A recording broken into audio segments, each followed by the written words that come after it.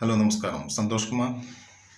മുല്ലപ്പള്ളി രാമചന്ദ്രൻ കേന്ദ്ര ആഭ്യന്തര സഹമന്ത്രിയായിരുന്നപ്പോൾ ടി.പി. ചന്ദ്രശേഖരൻ വധക്കേസിൽ ഇടതുപക്ഷ നേതാക്കന്മാർ ശിക്ഷിക്കപ്പെടുകയും ഇടതുപക്ഷ മന്ത്രിസഭ അധികാരത്തിൽ വരികയും 2019 ഫെബ്രുവരി 17 കാസർഗോഡ് പെരിയയിലെ ഇരട്ട കൊലപാതക കേസിൽ CBI കോടതി 14 പേർ കുറ്റക്കാരാണെന്ന് കണ്ടെത്തിയിരിക്കുന്നു.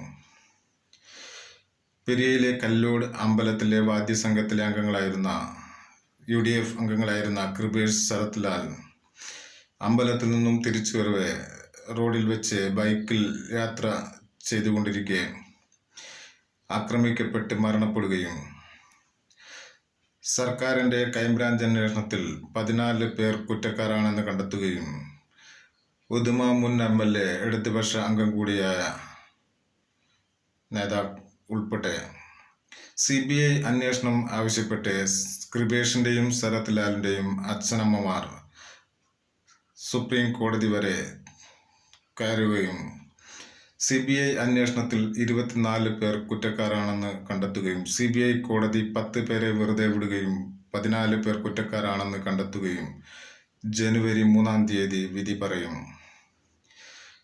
കൊലപാതക കുറ്റം, ഗൂഢാലോചന, തെളിവ് നശിപ്പിക്കൽ, പ്രതികളെ ഗൾഫിലേക്ക് പോകാൻ സഹായിച്ച ഉൾപ്പെടെയാണ് കേസുകൾ.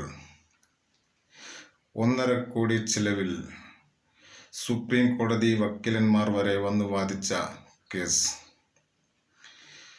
എൻ്റെ വീഡിയോകൾ കൂടുതൽ കാണുന്നതിന് വേണ്ടി ലൈക്ക് ചെയ്യൂ, ഷെയർ ചെയ്ത് സബ്സ്ക്രൈബ് ചെയ്ത്